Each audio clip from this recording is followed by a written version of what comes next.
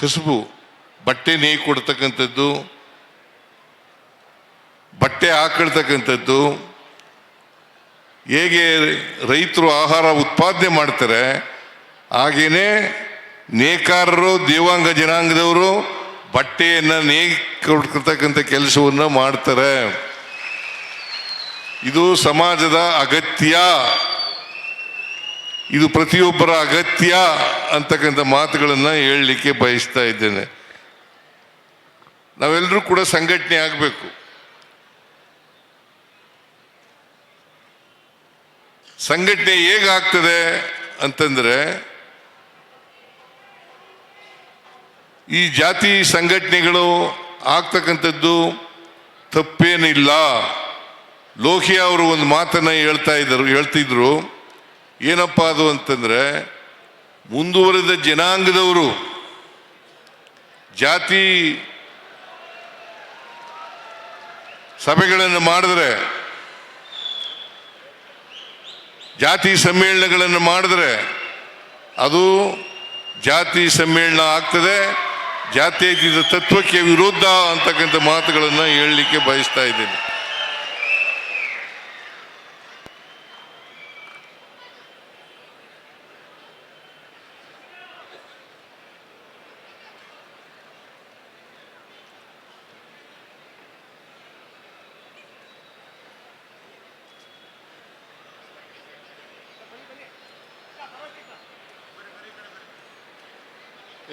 ರಮೇಶ ಕೂತ್ಕೋ, ಕೂತ್ಕೋ, ನನ್ನ ಜಾಗದಲ್ಲೇ ಕೂತ್ಕೋ.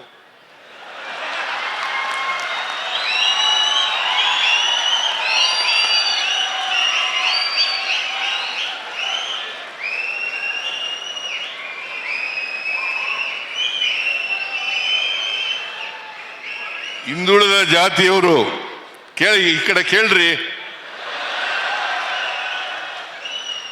ಹಿಂದುಳಿದ ಜಾತಿಯವರು ಜಾತಿ ಸಮ್ಮೇಳನಗಳನ್ನು ಮಾಡಿದ್ರೆ ಅದು ಜಾತೀಯತೆ ಆಗಲ್ಲ. ಇದು ನಾನು ಹೇಳೋದು ಮಾತಲ್ಲ, ಲೋಹಿಯಾ ಅವರು ಮಹಾ ಚಿಂತಕರು, ಸಾಮಾಜಿಕ ಚಿಂತಕರು, ರಾಜಕೀಯ ಚಿಂತಕರು, ಅವರು ಹೇಳದಂಥ ಮಾತು ಅಂತಕ್ಕಂಥದ್ದನ್ನು ಹೇಳಲಿಕ್ಕೆ ಬಯಸ್ತೇನೆ. ಯಾರು ಮುಂದುವರೆದವರು, ಸಮಾಜದಲ್ಲಿ ಮುಂದುವರೆದ ಜನಾಂಗ ಇದ್ದಾರಲ್ಲ, ಅವರು ಜಾತಿ ಸಮ್ಮೇಳನಗಳನ್ನು ಮಾಡಿದ್ರೆ, ಜಾತಿಯ ಸಭೆಗಳನ್ನು ಮಾಡಿದ್ರೆ ಅದು ಜಾತ್ಯತೀತ ತತ್ವಕ್ಕೆ ವಿರೋಧ ಅಂತಕ್ಕಂಥ ಮಾತುಗಳನ್ನು, ಅದು ಜಾತೀಯತೆ ಆಗ್ತದೆ ಅಂತಕ್ಕಂಥ ಮಾತುಗಳನ್ನು ಲೋಹಿಯಾ ಅವರು ಹೇಳ್ತಾ ಇದ್ದರು. ಅದರಿಂದ ನಾವೆಲ್ಲರೂ ಕೂಡ ಹಿಂದುಳಿದ ಜಾತಿಯವರು, ಬಡವರು, ದಲಿತರು, ಮಹಿಳೆಯರು, ಅಲ್ಪಸಂಖ್ಯಾತರು, ಇವರೆಲ್ಲರೂ ಕೂಡ ಜಾತಿ ಸಮ್ಮೇಳನಗಳನ್ನು ಮಾಡಿದ್ರೆ ಅದು ಜಾತೀಯತೆ ಆಗಲ್ಲ. ಸಂಘಟನೆ ಮೂಲಕನೇ ಶಕ್ತಿಯನ್ನು ಬೆಳೆಸ್ಕೊಳ್ತಕ್ಕಂಥದ್ದು. ಬಾಬಾ ಸಾಹೇಬ್ ಅಂಬೇಡ್ಕರ್ ಅವರು ಅದಕ್ಕೆ ಒಂದು ಮಾತನ್ನ ಹೇಳಿದ್ದಾರೆ. ಏನಪ್ಪ ಅಂತಂದ್ರೆ, ಶಿಕ್ಷಣ, ಸಂಘಟನೆ ಮತ್ತು ಹೋರಾಟ. ಶಿಕ್ಷಣ, ಸಂಘಟನೆ ಮತ್ತು ಹೋರಾಟ. ಇದನ್ನ ನಮಗೆ ಹಿಂದುಳಿದವರಿಗೆ, ದಲಿತರಿಗೆ, ಅಲ್ಪಸಂಖ್ಯಾತರಿಗೆ, ಬಡವರಿಗೆ, ಮಹಿಳೆಯರಿಗೆ ಹೇಳಿರ್ತಕ್ಕಂಥ ಮಾತುಗಳು ಇವು. ಇದನ್ನು ನಾವು ಅರ್ಥ ಮಾಡ್ಕೋಬೇಕಾಗ್ತದೆ. ನಾವೆಲ್ಲರೂ ಕೂಡ ಶಿಕ್ಷಣ ಪಡ್ಕೊಳ್ಳೇಬೇಕು. ಯಾಕಂದ್ರೆ ನಾವೆಲ್ಲ ಇವತ್ತು ಸಮಾಜದಲ್ಲಿ ಅಸಮಾನತೆ ನಿರ್ಮಾಣ ಯಾಕಾಗಿದೆ ಅಂತಂದ್ರೆ, ನಾವೆಲ್ಲರೂ ಕೂಡ ಶಿಕ್ಷಣದಿಂದ ವಂಚಿತರಾಗಿದ್ದದ್ದು, ನಮ್ಮೆಲ್ರಿಗೂ ಕೂಡ ಸಮಾನ ಅವಕಾಶಗಳಿಲ್ಲದೆ ಇರ್ತಕ್ಕಂಥದ್ದು. ಈ ಅವಕಾಶಗಳು ವಂಚಿತರಾದದ್ರಿಂದ ನಾವು ಅಸಮಾನತೆ, ಸಾಮಾಜಿಕ ಅಸಮಾನತೆ, ಆರ್ಥಿಕ ಅಸಮಾನತೆ, ಶೈಕ್ಷಣಿಕ ಅಸಮಾನತೆ ಇದನ್ನು ಕಾಣ್ತಾ ಇದ್ದೀವಿ ಅಂತಕ್ಕಂಥ ಮಾತುಗಳನ್ನು ಈ ಸಂದರ್ಭದಲ್ಲಿ ಹೇಳಲಿಕ್ಕೆ ಬಯಸ್ತಾ ಇದ್ದೇನೆ. ಅದಕ್ಕೆ ಬಾಬಾ ಸಾಹೇಬ್ ಅಂಬೇಡ್ಕರ್ ಅವರು ಒಂದು ಮಾತನ್ನು ಹೇಳಿದ್ರು, ಕಾನ್ಸ್ಟಿಟ್ಯೂಂಟ್ ಅಸೆಂಬ್ಲಿನಲ್ಲಿ ಭಾಷಣ ಮಾಡ್ತಾ ಹೇಳಿದ್ರು, ನಮ್ಮ ದೇಶಕ್ಕೆ ಸ್ವಾತಂತ್ರ್ಯ ಬಂದಿದೆಯಲ್ಲ, ಈ ಸ್ವಾತಂತ್ರ್ಯ ಯಶಸ್ಸಾಗಬೇಕಾದ್ರೆ ಎಲ್ಲರಿಗೂ ಸಾಮಾಜಿಕ ಆರ್ಥಿಕ ಸ್ವಾತಂತ್ರ್ಯ ಸಿಕ್ಕಿದಾಗ ಮಾತ್ರ. ಈ ಮಾತುಗಳನ್ನು ಬಾಬಾ ಸಾಹೇಬ್ ಅಂಬೇಡ್ಕರ್ ಅವರು ಹೇಳಿದಂಥ ಮಾತುಗಳು. ಅದಕ್ಕೆ ಅವರೇನು ಇನ್ನೊಂದು ಒಂದು ಹೆಜ್ಜೆ ಮುಂದೆ ಹೋಗಿ ಏನು ಹೇಳ್ತಾರೆ ಅಂತಂದ್ರೆ, ರಾಜಕೀಯ ಸ್ವಾತಂತ್ರ್ಯ ಸಿಕ್ಕಿದ್ರೆ ಸಾಲದು. ಯಾವಾಗಲೂ ಕೂಡ ರಾಜಕೀಯ ಸ್ವಾತಂತ್ರ್ಯ ಸಾಮಾಜಿಕ, ಆರ್ಥಿಕ, ಶೈಕ್ಷಣಿಕ, ರಾಜಕೀಯ ಸ್ವಾತಂತ್ರ್ಯ ತಳಹದಿಯ ಮೇಲೆ ನಿಂತಿದೆ ಅಂತಕ್ಕಂಥದ್ದನ್ನು ಅರ್ಥ ಮಾಡ್ಕೋಬೇಕಾಗ್ತದೆ. ಈ ತಳಹದಿಯ ಮೇಲೆ ನಿಂತಿರ್ತಕ್ಕಂಥದ್ದು.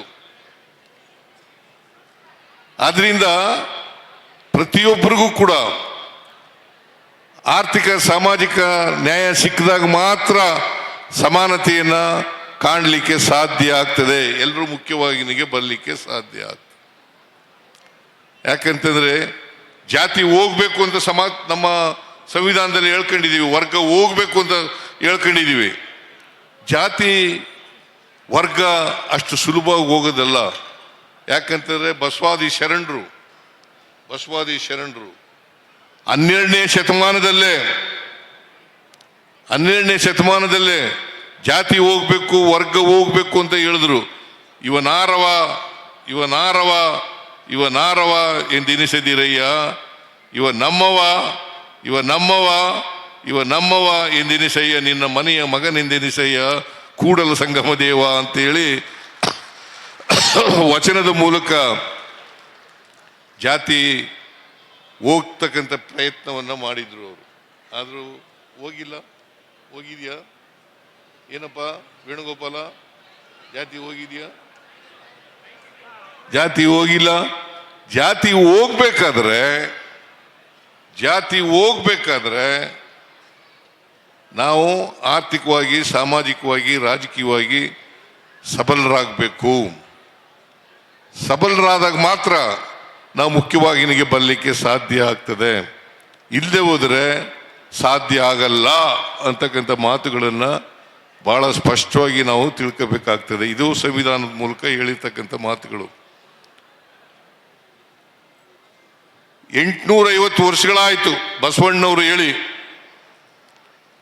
ಇನ್ನೂ ಜಾತಿ ಹೋಗಿಲ್ಲ ಅಂತಕ್ಕಂಥ ಮಾತುಗಳನ್ನು ನಾವು ಇವತ್ತು ಸಮಾಜದಲ್ಲಿ ಕಾಣ್ತಾ ಇದ್ದೀವಿ. ನಿಮ್ಮ ದೇವಾಂಗದಲ್ಲೂ ಕೂಡ ಅನೇಕ ಗುಂಪುಗಳಿದ್ದಾವೆ. ಸ್ವಾಮೀಜಿಯವರು ಹೇಳ್ತಾ ಇದ್ರು, ನಾನು ಸ್ವಾಮೀಜಿ ಆದಮೇಲೆ ಈ ಗುಂಪುಗಳನ್ನೆಲ್ಲ ಒಂದು ಮಾಡಿದ್ದೀನಿ ಅಂತಕ್ಕಂಥ ಮಾತುಗಳನ್ನು ಹೇಳಲಿಕ್ಕೆ ಬಯಸ್ತಾ ಇದ್ದೆ. ಬಹಳ ಸಂತೋಷ. ನೀವೆಲ್ಲರೂ ಕೂಡ ಒಟ್ಟಿಗೆ, ನೀವು ಯಾವ ಜಾತಿನಾರು ಕರ್ಕೊಳ್ಳಿ, ನೇಕಾರರು ಅಂತಾರು ಕರ್ಕೊಳ್ಳಿ, ದೇವಾಂಗದವರು ಅಂತಾರು ಕರ್ಕೊಳ್ಳಿ, ಏನಾರು ಕರ್ಕೊಳ್ಳಿ, ಒಟ್ಟಾಗಿ ಒಂದೇ ಜಾತಿ ಆಗಬೇಕು ಅಂತಕ್ಕಂಥ ಮಾತುಗಳನ್ನು ಸಲಹೆ ಮಾಡಲಿಕ್ಕೆ ಬಯಸ್ತಾ ಇದ್ದೇನೆ. ಒಂದೇ ಜಾತಿ ಆಗಬೇಕು, ಎಲ್ಲರೂ ಕೂಡ ತರೋದು ಕೊಡೋದು ತಗೊಳ್ಬೇಕು.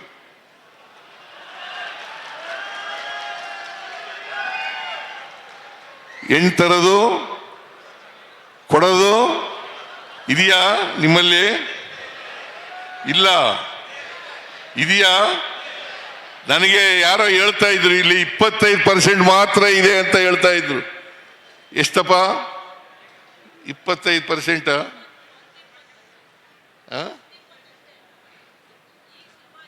ಉಮಾಶ್ರೀ ಅವರು ಹೇಳ್ತಾರೆ 10ರಿಂದ 20% ಇರಬಹುದು ಅಂತೇಳಿ.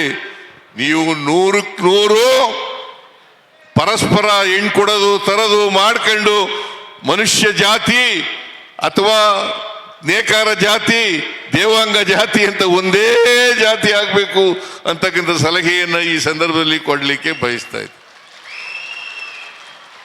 ಅಂತಿಮವಾಗಿ ನಾವು ಜಾತ್ಯತೀತ ಸಮಾಜವನ್ನು ನಿರ್ಮಾಣ ಮಾಡಬೇಕು. ಜಾತ್ಯತೀತ ಸಮಾಜವನ್ನು ನಿರ್ಮಾಣ ಮಾಡಬೇಕು. ಆದ್ರಿಂದ ನಾವು ಜಾತಿ ಹೋಗ್ಬೇಕಲ್ಲ. ಯಾಕೆಂದ್ರೆ ನಮ್ಮ ಜಾತಿ ಇದೆಯಲ್ಲ ಸುಲಭವಾಗಿ ಹೋಗಲ್ಲ. ಜಾತಿ ಇದೆಯಲ್ಲ, ಇದು ಜಡತ್ವದಿಂದ ಕೂಡಿರ್ತಕ್ಕಂಥ ವ್ಯವಸ್ಥೆ, ಸಾಮಾಜಿಕ ವ್ಯವಸ್ಥೆ. ಈ ಜಾತಿಗೆ ಚಲನೆ ಇಲ್ಲ. ನಮ್ಮ ಜಾತಿ ವ್ಯವಸ್ಥೆಗೆ ಚಲನೆ ಇಲ್ಲ. ಆ ಚಲನೆ ಇಲ್ಲದಿರೋದ್ರಿಂದ ಜಡತ್ವದಿಂದ ಕೂಡಿದೆ.